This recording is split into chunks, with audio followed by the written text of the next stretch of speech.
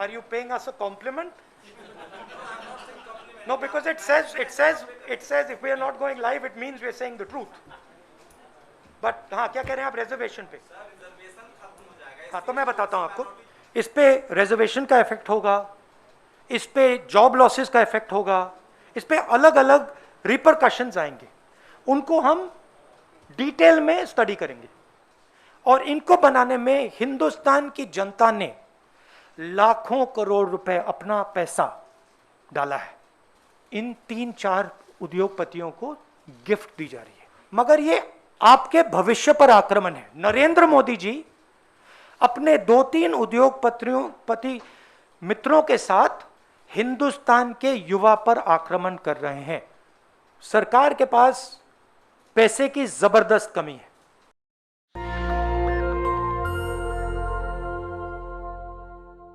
नरेंद्र मोदी जी का एक और बीजेपी का एक नारा था, 70 साल में कुछ नहीं हुआ. और कल फाइनेंस मिनिस्टर ने जो भी 70 साल में इस देश की पूंजी बनी थी उसको बेचने का डिसीजन ले लिया है. मतलब प्रधानमंत्री ने सब कुछ बेच दिया. अब मैं ये हिंदुस्तान के युवाओं से कहना चाहता हूं, आपके हाथ से रोजगार छीना, कोरोना में आपकी मदद नहीं की, आपके जो किसान माता पिता हैं उनके लिए 3 स्पेशल कानून बनाए. और आज मैं यहां ये पढ़ना चाहता हूं कि प्रधानमंत्री अपने मित्रों को हिंदुस्तान का क्या क्या बेचकर दे रहे हैं.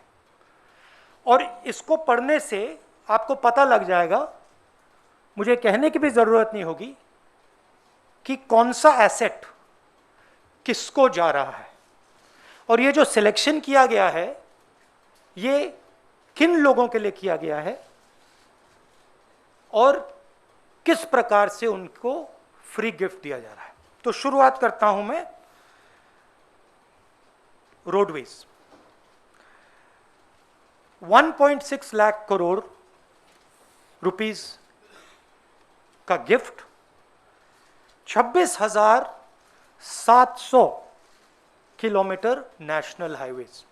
रेलवेज जो इस देश की रीढ़ की हड्डी है, जिसके बिना भाइयों और बहनों देश के गरीब लोग एक शहर से दूसरे शहर में नहीं जा सकते. आज जो लोग ट्रेन में बैठे हैं, आप सुनिए, 1.5 लाख करोड़ रुपए रेलवेज, 400 स्टेशन, 150 ट्रेनें, रेलवे ट्रैक और वुडशेड.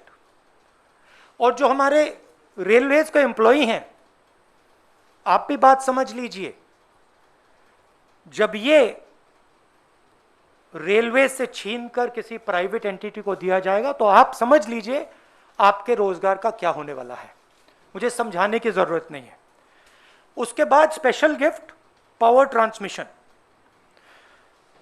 42,300 circuit kilometres of transmission network. Power generation, 6,000 megawatt hydro solar wind assets from NHPC, NTPC, NLC. National gas pipeline, 8,000 kilometre GAIL की पाइपलाइन. किसको जा रहा है आप जानते हो. Petroleum pipeline, 4,000 kilometre Indian Oil Corporation and HCL की pipeline. Telecoms, 2.86 lakh kilometer of BharatNet fiber optic network, BSNL and MTNL के टावर्स, वेयर हाउसिंग, किसान भाई आप इसको अच्छी तरह सुनिए, वेयर हाउसिंग 29,000 करोड़ रुपीस की warehousing, 210 lakh metric ton food storage. भाइयों और बहनों, आपको मालूम होगा कि ये 2010 लाख मेट्रिक टन स्टोरेज किसको जारी है, कहने की जरूरत नहीं। Mining 160 coal mines, 761 mineral blocks, airports 21,000 lakh crore, 21,000 crore sorry, 25 airports किसको जा रहा है आपको मालूम। पोर्ट्स 13,000 करोड़, 31 प्रोजेक्ट्स, 9 पोर्ट्स किसको जा रहा है आपको मालूम। Stadium 11,000 crore, 2 national stadium.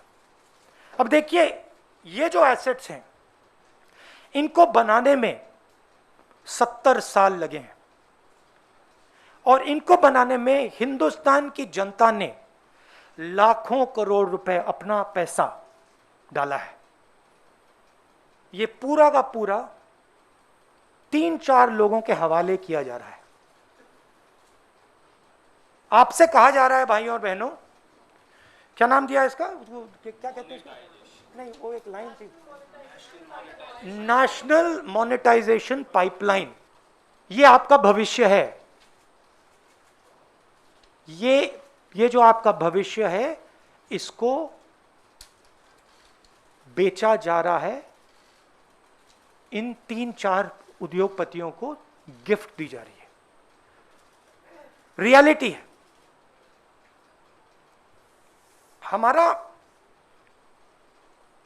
हम प्राइवेटाइजेशन के खिलाफ नहीं है, हमारा प्राइवेटाइजेशन का लॉजिक था। लॉजिक मैं आपको बता देता हूं। सबसे पहले जो स्ट्रेटेजिक इंडस्ट्रीज हैं उनको प्राइवेटाइज नहीं करा जाता था। इसमें से रेलवेज स्ट्रेटेजिक इंडस्ट्री हम मानते थे। स्ट्रेटेजिक क्योंकि ये हिंदुस्तान की रीढ़ की हड्डी है, स्ट्रेटेजिक क्योंकि ये लाखों करोड़ों लोगों को ट्रांसपोर्ट देती है, स्ट्रेटेजिक क्योंकि इसमें बहुत सारे लोगों को एम्प्लॉयमेंट मिलता है, इसलिए स्ट्रेटेजिक। दूसरी बात, जो इंडस्ट्रीज क्रॉनिकली लॉस मेकिंग होती थी उनको हम प्राइवेटाइज करते थे। जिन कंपनीज के पास मिनिमल मार्केट शेयर होता था उनको हम प्राइवेटाइज करते थे, और उस सेक्टर में हम प्राइवेटाइज करते थे जहां पे प्राइवेट सेक्टर की मोनोपोली की रिस्क हो। मतलब अगर सरकारी कंपनी मोनोपोली को रोक सके तो हम उसको प्राइवेटाइज नहीं कर सकते।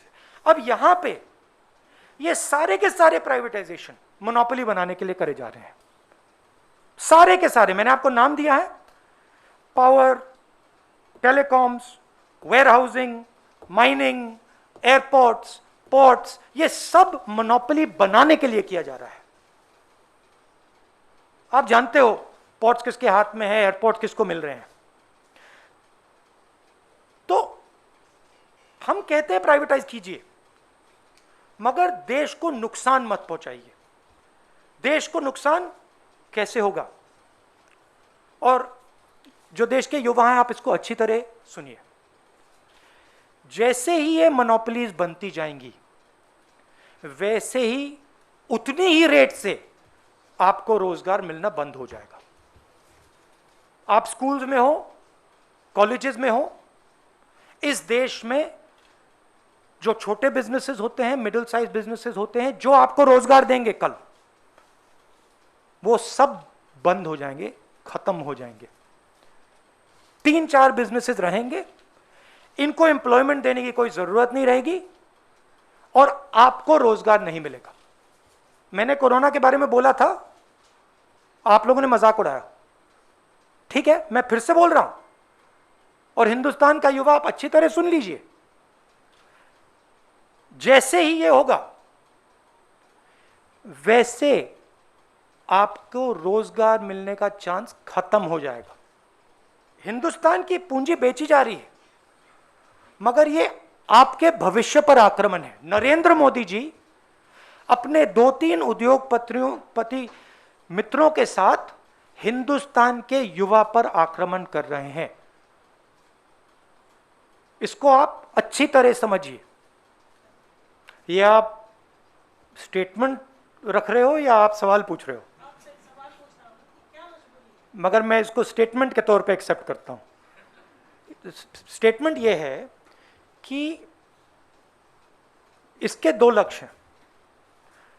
एक लक्ष्य है कि अपने जो 2-3-4 मित्र हैं उनको मोनोपोली कंट्रोल अलग अलग इंडस्ट्रीज में दो। दूसरा लक्ष्य है जो मिसमैनेजमेंट के कारण, चाहे वो कोविड मिसमैनेजमेंट हो, नोटबंदी हो, जीएसटी हो, सरकार के पास पैसे की जबरदस्त कमी है। तो दो लक्ष्य हैं। पर जैसे चिदम्बरम जी ने कहा, जो इससे मिलेगा वो प्रॉब्लम सॉल्व नहीं करेगा, क्योंकि प्रॉब्लम बहुत ज्यादा बड़ा है। तो मेन लक्ष्य इसका मोनोपोली क्रिएशन है। नहीं, ये कैसे?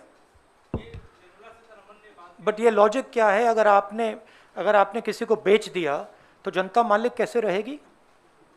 आपने मुझे अपना घर बेच दिया और आप मालिक रह गए, कैसे हो सकता है?